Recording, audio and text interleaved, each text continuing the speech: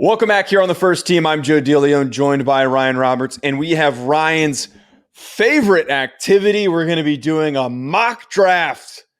Mock draft Monday, baby. Oh, no, wait, it's Tuesday. Wow, I'm an idiot. It's Tuesday. Regardless, yes. We're recording this after Labor Day. We're putting this out there before the season kicks off. We'll probably do a mid-season one. We have to do them as sparsely as possible because Ryan hates them. But how excited Joe. are you? Very excited? Well, Joe, I think the timing makes sense for one. If we're, Okay. logistically, there was a football game last night, obviously with Clemson and Duke, and then also Washington and who did they play last night? They played somebody not great, but they were struggling for a while. Who was it? It was Washington was Boise BYU. State. Boise State. My bad. No, Yeah. you're right. Played Boise State. So we're giving you kind of a updated understanding of the NFL draft landscape. I would just like to say, though, one, I don't hate mock drafts. I hate the intention of some people's mock drafts. There's a completely different conversation there. Okay. We know it's a very click-driven thing, right, Joe? Most of the time. That's why we're doing it. That's why we're doing it, because it's click-driven. I mean, to a degree, no. But my point is that some people do it just purely for clicks, and they don't actually give analysis behind it. Like they just want reactions, and I'm not into like that type of thing. I will say this though: let's make sure, because I know you get excited a little bit, man. You chomp at the bit a little bit after some action. Okay? Let's not be super overreactionary today with some of these picks. 1 week of football, okay? All right. Okay. Just letting you know, I promise, Dad, I won't do that. Okay, so just to explain how we're going to go about doing this, the way that we usually do these mock drafts, so we can get to all 32 first-round picks. Make your pick. 30 seconds on why you like the pick, and then we'll move on. If it's something that really deserves a rebuttal, we'll chime in with that rebuttal. But for the most part, we're going to rip through these so that this doesn't end up being a 2-hour episode. Because in the past, we've made that mistake where we've chimed in on every single one, and then it's like we're at pick 10, and it's 25 minutes into the. It was terrible when remember we had Alex on the podcast too, and it was like 3 people going back and forth, and it took absolutely forever on mock drafts. So yeah, that was unsustainable. But I'm going to start us off here. I am going to start off the mock with the Arizona Cardinals. I actually don't know if I think that the Cardinals are going to finish with the first overall pick. I actually feel as though like a team like the Buccaneers is going to be a lot worse than we anticipate. But for the sake of this is how this is mapped out. We know who the best player in the draft class is. He's already been making amazing plays. He's already some could argue he looks better. And let me rephrase. I wouldn't say that Caleb Williams looks better, but his playmaking capabilities might have somehow gotten even more difficult to defend. So once we get to see him in a matchup against a top opponent in the Pac-12, it's going to be really freaking fun. So Caleb Williams to the Arizona Cardinals. One would assume that they find a partner to trade Kyler Murray. Maybe they end up with 3 first-round picks if they can do that and get somebody who's really desperate. But nonetheless, here we go. Caleb Williams, pick 1 of 1. Joe, isn't it? It's really interesting too about Caleb because he has. I mean, there's magic to him, right? Like you can quantify a lot of things like arm strength and speed and throw velocity and all that type of stuff, right? But like there's just something to him that's just different, which is why I think he has the edge there. So I agree. I know that the trendy pick right now with the back-to-back with Arizona at the top of the draft right now is to get them Mavin Harrison Jr. or a pass catcher because it makes a lot of sense, right? Pair a great young wide receiver with your franchise quarterback in Caleb Williams. I'm actually going to go a little bit of a different route here because I think that this roster is just really barren on both sides of the football. So I want to give them a guy on the defensive side of the football that I think is going to be a mainstay for a long time. And also, I think this wide receiver group, although there's no Mavin Harrison behind him, I do think that there is some quality depth that is being created in this wide receiver class. So I think that you can get quality pass catchers further on into this draft. So I'm going to give them Jared Verse, the defensive end out of Florida That's a good one. I mean, you saw him, right, Joe? Like we saw him against LSU last year. This year, you knew he was the guy, and he still had those flash plays where you're just like, they can't stop him. Like he literally is that type of dude. So you get your face of your franchise on the offensive side of the football in Caleb Williams, and you followed it up with the best pass rusher in the draft. And also, there's a little bit of a drop-off at pass rusher after Jared Verse. So he is the face of the Arizona Cardinals on the defensive side of the ball here. Up to 3 for the Indianapolis Colts. And the formula for success for young quarterbacks in the NFL is always going to be drafting offensive linemen to protect them. And I'm not going to move to, oh man, wait, Marvin. Oh God. You second guess yourself there for a second. Yeah. Yeah, I am second guessing myself because Marvin Harrison Jr. They have Michael Pittman. They have Josh Downs. They got some wide receivers, man. They still got some dudes. Oh man, this is I'm gonna get called an asshat if I think that Marvin Harrison Jr. is gonna be a top pick. He's gonna be a top 5 pick, and I assume that you're probably gonna take him with the Titans pick coming up. I really think that this approach for this roster and how they're gonna build it is adding offensive line talent, and we know that Olu Fashanu from Penn State is just so well rounded. He might possibly have the highest floor of a lot of these offensive lineman prospects. So for him to step right in, we know who he is. Bit of a sure thing at this point that he's going to be able to protect the blind side for Anthony Richardson. Yeah, man, you're giving Bernard Raymond the boot after just 1 year, huh? Bernard Ryman, however you pronounce his name, but yeah, he stinks. Anyway, yeah, I think this is an easy one for me. Tennessee Titans, they have direction, I believe, offensively. They still have some guys that they can kind of lean on, but I am going to go with Mavin Harrison Jr. here because I like Treylon Burks. I like what he brings to the table as kind of that big slot, physical after catch type of dude.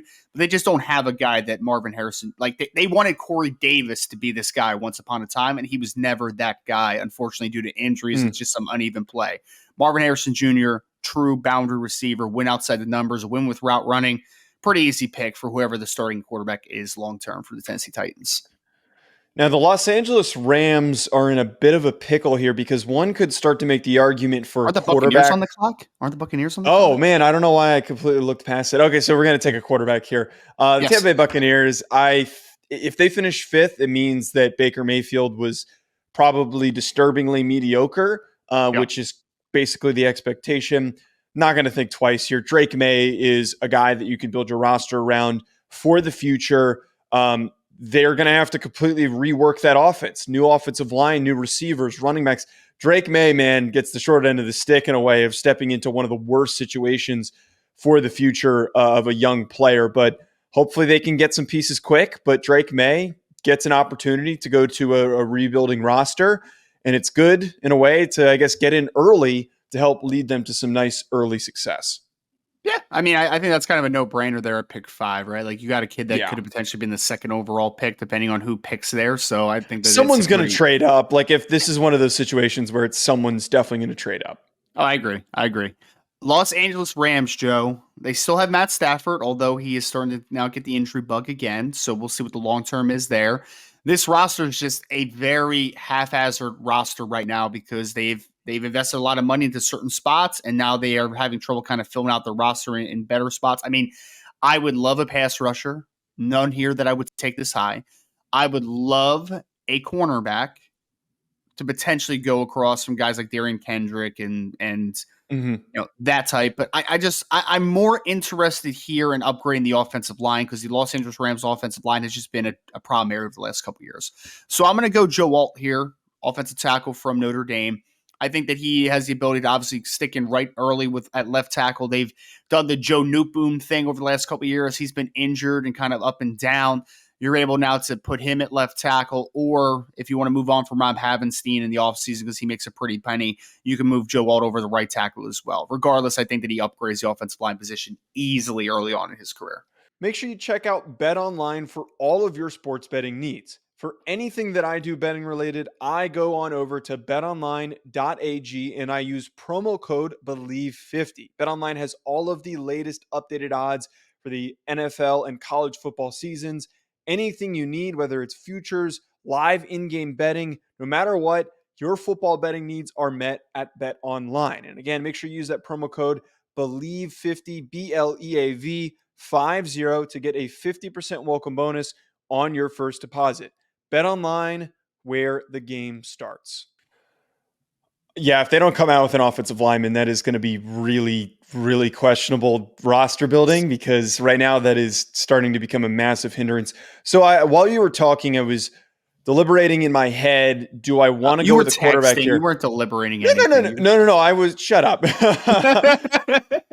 I don't think I'm going to go a quarterback here. I feel like Josh McDaniels is the type that he's going to say, I think that either Aiden O'Connell or Jimmy G is going to have done well enough that he's going to try and go with one of them. And I don't know why, but I have like this sense that it reminds me of what's happening with the Commanders and with the Falcons, where they're kind of just rolling with a young guy that looked decent and hoping it works out. And maybe that they end up turning to Aiden O'Connell at the end of the season. I am instead going to rock with them taking one of the top defensive backs on the board. I really, really like Kalen King. I think that Kalen King is a plug-and-play player, and they have just missed, it feels like, in that defensive backfield. Josh McDaniels from the Belichick tree. I know that he's an offensive coordinator, but Belichick loves drafting defensive backs and drafting them early. So give me Kalen King at number 7 for the Raiders. That makes a lot of sense. It really does. I think that for me, like it's one of those situations where Kalen King is probably, in my opinion, the best player on the board there for one. Yeah. And the Las Vegas Raiders, excuse me, they've had some issues at cornerback over the last couple of years. So I don't mind that pick. Joe, this is one, if I was the Chicago Bears picking at number 8, I would probably do everything I could to trade back, to be honest with you. Yeah. Like, I don't love picking here because, honestly, I would have loved to take Kalen King in that spot, typically, right? Cornerback is still a spot that I'm looking at, although I'm hesitating a little bit. Offensive line, they just upgraded the right tackle position. Do they go up? Yeah, why not? Let's do it, man. I actually kind of like Braxton Jones at left tackle a little bit, but I also think that Braxton Jones could flex around a little bit. Give me a Marius Mims here, man. I'm going to take a Marius Mims at left tackle for the Chicago Bears.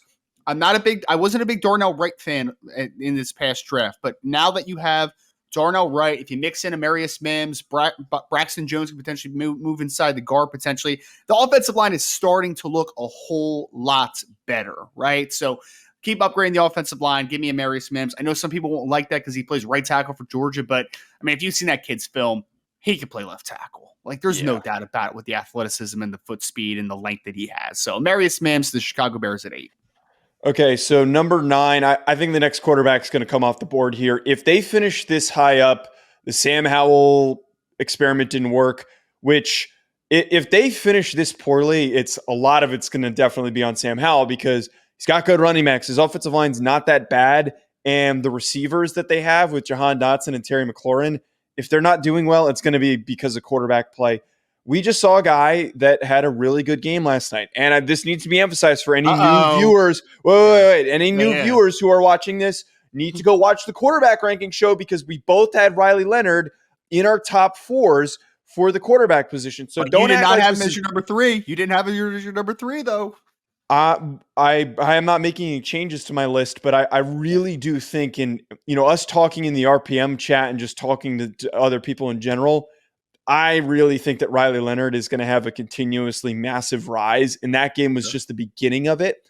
This is not an overreaction, though, to emphasize to any dip in the comments that wants to, be like, oh, this is ridiculous. He played one game. No, he had a great season last year. I'm going to go Riley Leonard here for the Washington Commanders. I also think what's important to note, if they finish 9th, Ron Rivera's probably gone. So there's going to be a new head coach making those decisions, new ownership. Let's get ourselves a nice, shiny new quarterback that we can build the team around. I respect it, Joe. I respect it, man. I think that it is a little bit of a gutsy call, right? But I like it in this situation. Number 10, Atlanta Falcons.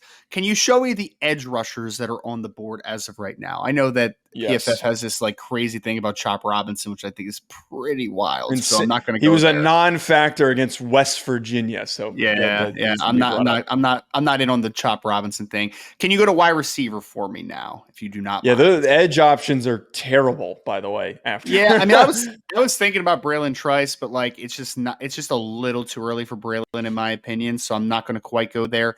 I'm going to go. Dude, don't take another receiver for the Falcons. You're gonna. Oh, I am. Oh Joe, no! I was just looking at their depth chart, man. They have Drake London right now. Their starting receivers are Drake London, Mac Hollins, and Kadero Hodge.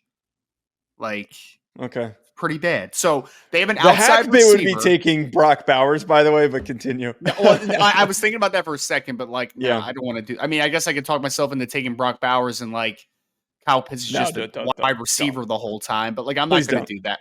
I'm going to take Emeka Ibuka who I believe is more of the slot receiver type. You have obviously the outside-oriented boundary receiver in Drake London, who had a pretty nice freshman, who had a pretty nice rookie year. I think that you added in Emeka Egbuka. I think their styles could really mesh really well. The Green Bay Packers are sprinting up to the podium because Brock Bowers is somehow still on the board. This past draft class. Oh, no, wait. How do I undo a pick? Why? No, it's too late. I'm going to stick with that. I forgot that they got Luke Musgrave and Tucker Kraft. Okay, here. I mean, they just spent like day 2 picks on those guys, though. Yeah, like, okay. I don't think Brock Bowers' talent at pick 11 would like scare them away of that. To be honest, All right, that's a good point. I'm overthinking this. Those are good tertiary and secondary options. I really do like Tucker Kraft, but like if Brock Bowers is on the board, you need an offensive weapon. I would have either gone Keon Coleman or him. So they have never, ever been bullish on drafting offensive players in the first round. And I think that if you're picking at 11, you have to do that. Sure. No, it makes a lot of sense. I think that for me, like, he's the best player on the board. Yes, he's the tight end. Then you just drafted 2 tight ends, but I also think he's very different than what Musgrave and Tucker Kraft bring to the table, right? Like, you can mix and match those guys. You could honestly just sell Brock Bowers as a big slot if you wanted to as well, and that would be completely fine. I mean, you could do that. So I think that he could fit. New England Patriots is a weird one, Joe. I wish Riley Leonard was on the board, man. I wish he was on the board because I would have given up on Mac. Wow.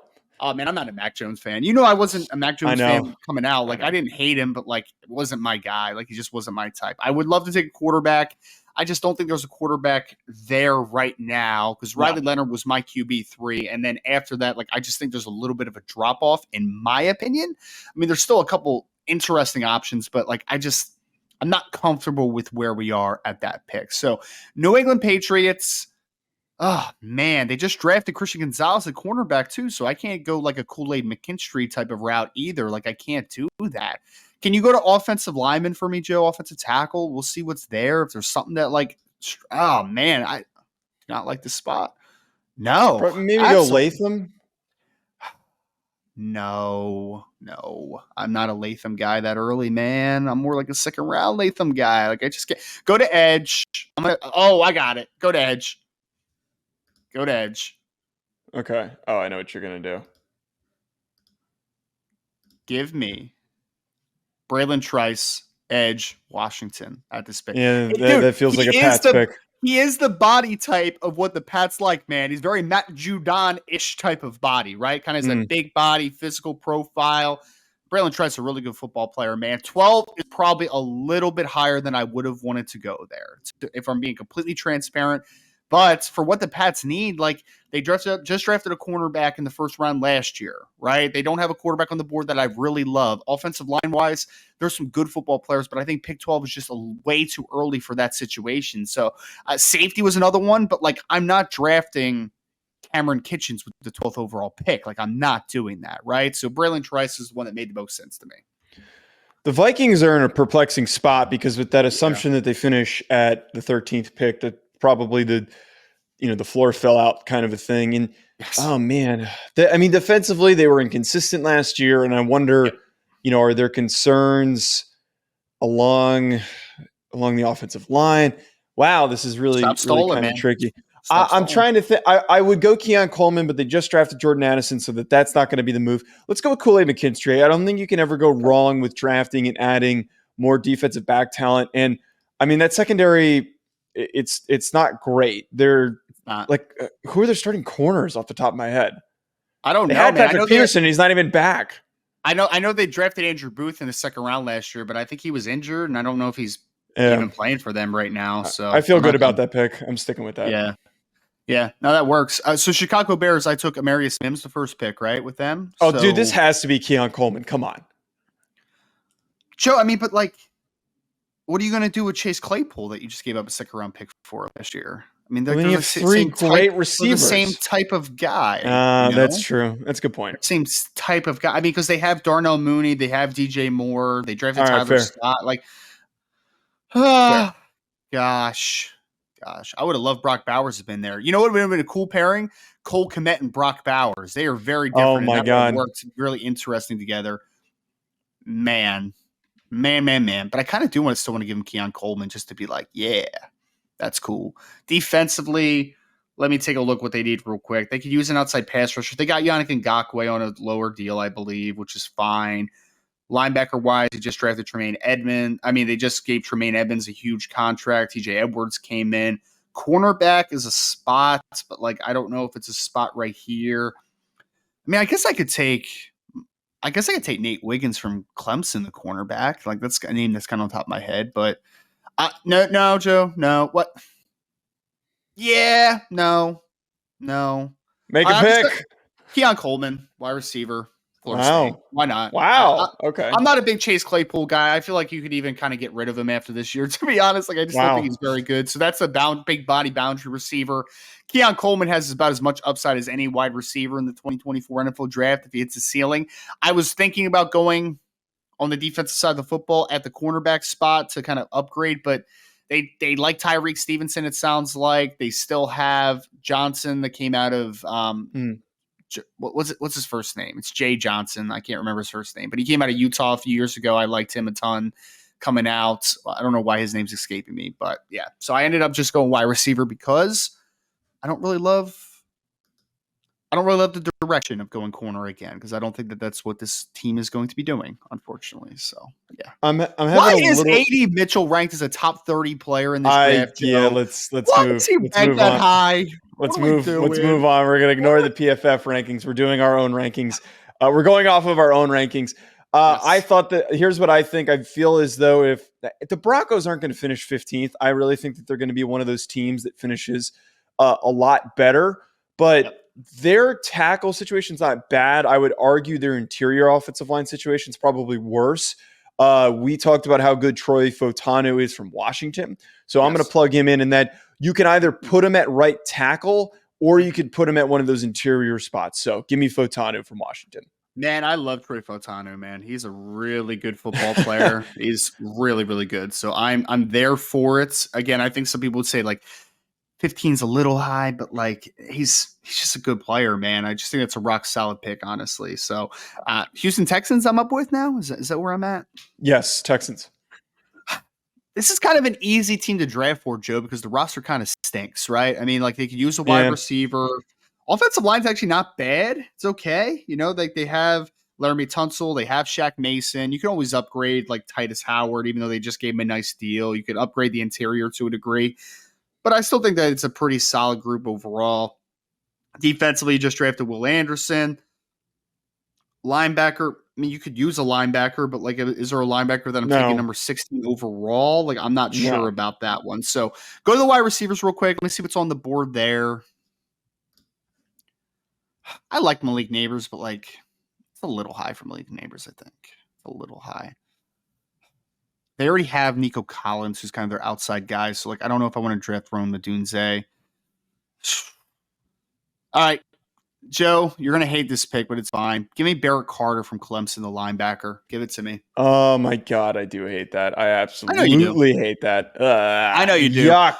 But the kid's a really good football player. He's hyperactive. He's explosive. He can play out in space. Their linebackers right now are not great as of today. I mean, I was just looking at their depth chart. And right now their starting linebackers are Christian Harris, who I hated coming out of Alabama. I thought he was a bad football player. Denzel Perriman, who's been kind of up and down. And then their other starting outside linebacker is Blake Cashman. So, yeah, I'll take a linebacker. Why not? Let's go Barrett Carter there. So the Pittsburgh Steelers now on the board, they actually did a really good job last draft defensively, just like really bolstering things. They're not going to go you know what? They got to go with another offensive lineman, man. Line's so bad. What a steal Keanu Benton was for that team, man. He's going to be their starting nose. He's going to be a monster for them. It's going to be stupid. So they hit a lot of home runs in key spots, and Broderick Jones is going to be playing that left tackle spot. But like we saw in the preseason, their offensive line was just so freaking messy. Yeah. They got to double dip back-to-back years. Give me J.C. Latham to play at that right tackle spot. Kind of like when the Giants went Evan Neal after the year or two prior, they ended up getting oh my God, wow, I am a terrible Giants fan. Say your last sentence one more time, and then I'll be able to fill in the blank. Say it one more time what you just said. Who is the Giants left tackle? Giants left tackle? Oh, you mean the Steelers left tackle? No, the Giants left tackle. Oh, why are we doing? Oh, wait. Because I'm Wait, comparing now? it to the Andrew Thomas? Andrew Andrew Thomas? Thomas. I'm Oh, okay. comparing I'm it to how sorry. the Giants took Andrew Thomas, and then afterwards they took Gotcha. Evan Neal, who's a Evan little Neal. bit more raw, but he's physically gifted. So, they didn't need him to step in and do everything at that left tackle spot. They moved Sure. him on over to right, and they just said, hey, figure it out as you go. And Evan Neal's still kind of figuring it out. And I think that maybe the same case is going to be for JC Latham. I think we learned a very important message on this podcast right now, Joe. When your co-host is talking, make sure you're listening, because I was not doing that for you. So I apologize. I apologize to you, man. You're good. New York Giants. How do I always get the Giants on these mock drafts? You're the Giants fan. Dude, you better take a damn receiver. Take a damn receiver. I swear to God. What wide receivers are there right now, though? Like Malik Neighbors. I was actually thinking about going corner, man. Right now, you got Trey Hawkins starting an outside corner for you. Like, that's where I was. He's gonna be a dog, man. Gosh. All right, I'm gonna take a wide receiver that you don't love. Then that's what I'm gonna do here. You suck. Give me big-bodied Rome Odunze out of Washington I like here. Oh, you do? I thought you went Malik Neighbors there, though, probably. But I would have gone Malik Neighbors. I don't totally agree with this pick, though, because I made the comp of Odunze to Darius Slayton. So it's like, you end up just with two guys that are in the same. He's a lot stronger and bigger than Darius Slayton, though. I'll agree with that. Z. I'll put Odunze into the boundary and just let him work with his speed and explosiveness. I don't know. Yeah. I wanted to go corner, man. I think it's an absolute absurdity right now that Nate Wiggins is still on the board for Clemson. Like, I think that kid is an absolute stud, but that's another conversation for another day, Joe. Why is Josh Newton ranked as the number 23 over number 21 player in this class? I'm sorry, man. I just keep he's ranked higher than that. He's the 10th ranked player. Oh, no, I'm saying overall, right? Isn't that his overall rank? No, it says his overall rank is 10. Oh, no, not Jerzon Newton. Josh Newton, the corner from TCU at the bottom of the screen. Yes. I was thinking because I thought you said Johnny Newton. Man, we are bad at listening today. Graham Barton. I'm sorry, man. These rankings are killing me a little bit. I'm going to go here. Wow, this is kind of funky for the Saints. I don't think that they end up finishing at 19th. I mean, could we make the conversation for, like, what interior offensive linemen are there? No, I don't like any of the interior offensive line options. Look at offensive tackle. Maybe there's somebody you can move inside. I don't like any of the tackle options. Yeah, it's not great. You know what? The wide receiver position for them is kind of shaky. Let's go with Malik Neighbors here. Let's keep a guy in, within the city. They kind of missed out on the opportunity to take a quarterback, which maybe we could have made the conversation for Michael Penix, but that might be a little too bullish for the both of us. Yeah. I would assume that they're going to have a level of commitment to Derek Carr. So let's get him a weapon. Let's get him another receiver. Michael Thomas is kind of beyond his prime, way beyond his prime. So second option for Chris Olave. You know, it's funny. Saturday, I had a fantasy draft, Joe, and someone drafted Michael Thomas. I was like, what is this, 2018, man? Like, this isn't even a thing anymore. All right. Man. Seahawks. Seattle Seahawks pick 20. An interesting spot. They're obviously set at wide receiver for the time being. Offensive line-wise, it's actually one of the stronger offensive lines they've probably had in several years now, with Charles Cross leading the way there, Damian Lewis inside. Dude, this feels like Jerzon Newton, man.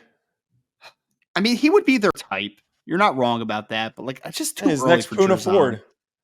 Just too early for Jerzon Newton. It's the Seahawks. They reach no matter what. No. So you know what they're doing, Joe? I'm looking at their depth chart right now. So what they're doing is they're actually playing Devon Witherspoon as a nickel. So their outside corners right now are Tariq Woolen and Michael Jackson is their other outside corner. Wow. So give me Nate Wiggins to go outside. So now I can go Nate Wiggins, Tariq Woolen, and get Devon Witherspoon on the field at the same time at 3 cornerback spots. That's pretty fun, man. That's some fun combination right there. Yeah, that is completely frightening. The Jacksonville Jaguars at 21. I really like Cam Kitchens, and I think that when you're a team like the Jaguars that is just taking huge strides on a year-to-year basis, you have that luxury of just saying, like, hey, who are some of the good defensive backs on the board? So their secondary could use a nice boost, a ball-hawking DB in Cam Kitchens. He is going to be staying in the state of Florida. Man, they already have a really talented cover safety in Andre Cisco that can't tackle, and you're putting 2 of them on the back end. That's interesting. Shut up. Very interesting. Los Angeles Chargers up now. So wide receivers, they have a ton of them, including Quentin Johnston, Keenan Allen, Mike Williams. They have their quarterback. They have their running back now tied down. Offensive line wise is kind of where I'm looking, but I'm just kind of struggling with who I would want to go here because they have Slater coming back. They have Zion Johnson, but right now their starting right tackle is Trey Pipkins, which is it's not great. It's not a great combination. But let me take a look at defensively. They have some guys. It's actually a pretty good roster. They need JC Jackson to kind of take a step forward this year and be a better football player. But man, what can you go to corners real quick for me, Joe? Because I think I know where I want to go, but I just want to look to see if there's anybody that. Oh man, No one. I could go Cooper DeJean here if I really wanted to, but no. Go to offensive tackle. Another pick that you're going to hate, but it's fine. I don't care. Give me Kingsley Sumatea out of BYU. Ugh. I know it's and admittedly 22 is a bit early there, right? But I'm projecting because that kid is a freak show. Put him at right tackle opposite of Rashawn Slater. If he's able to take a step this year, I think he has all the tools to be a really good player at the next level. So we shall see if he develops properly. I'm not going to overthink this one. I think that the Dolphins are another one of those teams that's, oh man, do they... You know what? I'm going to go with Jer'Jon Newton. I think that you can plug him in to play alongside Christian Wilkins, and that defensive line is already pretty good. They've got edge rushers, but add another player into the mix. I was just about to say that I think that they're another one of those teams that has the luxury of saying, you know what, our team's pretty good. Let's get a guy that's going to rotate and get some reps in and have an early impact. And I think that Jer'Jon Newton's floor is super, super high, that he's just going to be a really nice, consistent plugging type player. And it's going to be hard to move the ball against Wilkins and Newton if that ends up being the pairing. Yeah, I mean, hey, I like Jer'Jon for what he is. I also do like the combination there of Christian Wilkins. They also have Zach Seiler inside, who's a really talented run-stopping defender inside. So I think all those guys can work together, Joe. I don't hate that selection, man. I don't hate it at all. Cornerback, go to cornerback real quick. I mean, do I want to do Cooper DeJean here? I don't know. Go to corner real quick. Oh, corner sorry. For me. Yeah, come on, man. You're not listening again. Well, I got a meeting that's coming up. Let's go. All right, man. Well, I'm trying to get there. I'm trying, but it's kind of hard. Corner, man. You hate Cooper DeJean. No, I don't hate Cooper DeJean. I gave him I was higher on Cooper DeJean than you were. Honestly. Yes. I was. Offensive line, they're fine. Defensive line, it's just a little early for a couple of those guys. Fine. Go Cooper DeJean. I think he's a really versatile defensive back. Could play outside corner, could play nickel, could play safety. I think he can add some versatility to the back end for Detroit.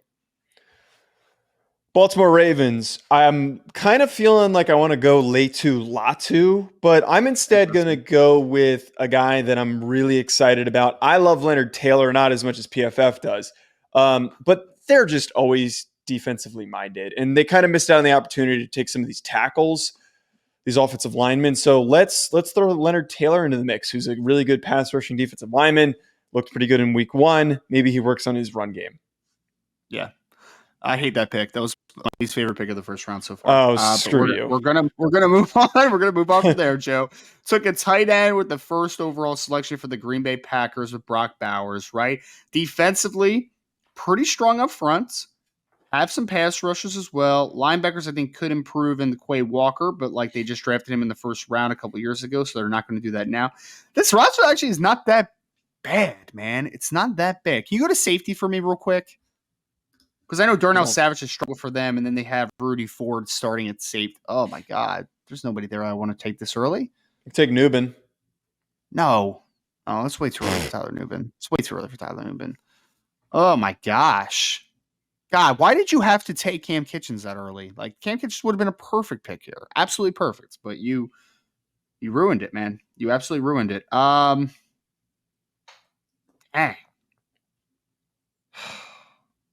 This sucks. Go to edge for me real quick. Let's we'll figure this out.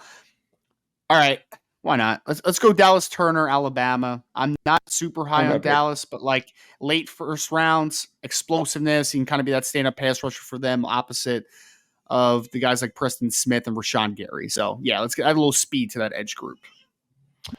For the Dallas Cowboys, I really gave them a hard time for not addressing tight end earlier. And I think that if they have any issues, a lot of it's going to come down to maybe some of their lack of offensive capabilities and having a good tight end to get the ball to. I like Benjamin Urasek. I think that Urasek is going to work his way up in this draft class. Oh my God, he's not even on here. Just pick somebody and just say it's Benjamin Urasek, and we'll move on from there. That's insane. How is Benjamin Urasek not on here? It's probably just people that they've evaluated from the draft. Oh my God, that's insane. All right, well, Jatavion Sanders is actually Benjamin Urasek, so ignore that pick, but it's really Benjamin Urasek. God, that's infuriating. Yeah, they had Dalton Schultz, who was another Stanford tight end, and now we've got another explosive tight end that is going to be highly impactful. I think that his draft stock is just going to continually rise. He had a huge, huge first game. Hey, man, they just drafted Luke Schoonmaker in the second round. I don't know what you're talking about. They don't need a tight end. Anyway, moving on. Schoonmaker sucks. Joe, go to wide receivers for me. Go to wide receivers. Stephon Diggs apparently once out of Buffalo, right? And then after that, Gabe Davis is super consistent. Trent Sherfield, another wide receiver that they have. Oh my gosh, I don't like this wide receiver group though. I don't like it at all. I'm gonna take a plunge here, Joe. This is a big wild card upside pick of a guy that I think could rise. He had a great first week. Give me J. Michael Sturdivant from UCLA, the Cal transfer. 10 300-meter kid coming out of high school. I think that, and he just had over 100 yards in his first game for UCLA. I think that he is going to be a potential riser. This is way too early for J. Michael Sturdivant today, but low projection here, I guess. And I don't love the board otherwise. So I could be a total hack and take a quarterback here for the 49ers, but I'm not going to do it. Man, they really missed out on the opportunity to get some offensive linemen. Yes. Are there any defensive linemen that they could take? I'm gonna go with Rukaroro. Nice. Good for you. I feel like their defensive tackles have just underwhelmed a lot. Sure. Javon Kinlaw hasn't really exactly been up to snuff. So no offensive linemen. Let's bolster that interior defensive line. Okay. I like it, man. I'm a big fan of Rukaroro. He's a guy that I think could rise tremendously. Cincinnati Bengals is another good roster, man. Like, they have wide receivers for days. They have some pass rushers with Trey Hendrickson. They have a good defensive line in general, good linebackers. Safeties are good. I think it's good. I think the secondary is good in general. I have to go offensive line here. Can you just go to the interior offensive lineman for me? Good luck. No. Why is he so low? Cooper Beebe. I am taking Cooper Beebe. I was just kind of dumbfounded why he was so low on that board. But yeah, Cooper Beebe, Cincinnati Bengals, not flashy, not sexy, but he comes in right away and he's a starting guard for the team. That's such a Bengals pick to throw him into the mix. So we're finding, oh man, I kind of want to go with an edge here, like one of the edges that are still on the board, but they just took Nolan Smith. This is one of those teams that's infuriating to project for. Not many holes. Yeah, they don't have any. Great, but the Eagles haven't drafted a linebacker in the first round since 1979. So, yeah. Okay, theoretically, I want to go Junior Colson, but the way that you just framed it, that's a really good point. I don't think they're going to go with a linebacker. Let's go with Laitu Latu. I think that Derek Barnett's trying to get his way out with the Eagles. And Latu doesn't need to be an every down player. And I know that he's got injury concerns and injury history concerns. I liked him. He ended up being a guy who was in my top 50, technically just so refined. And he could be a really, really good situational rusher. I mean, talk about luxury to be able to do that. Yeah, no, that's a good point. I mean, he, on the other side of guys like Nolan Smith, like Josh Sweat, I mean, they like to get all the pass rushes they can into football games. And then Brandon Graham's also nearing the end, right? So like that can kind of easily supplement that production. Kansas City Chiefs, Joe, go to interior defensive line for me. I'm doing it, man. Doing it. You don't even know what I'm doing, but I'm doing it. I guarantee he probably he is in here, but he's incredibly low. Give me Keith Randolph Jr. from Illinois as a They're going to go Corleone.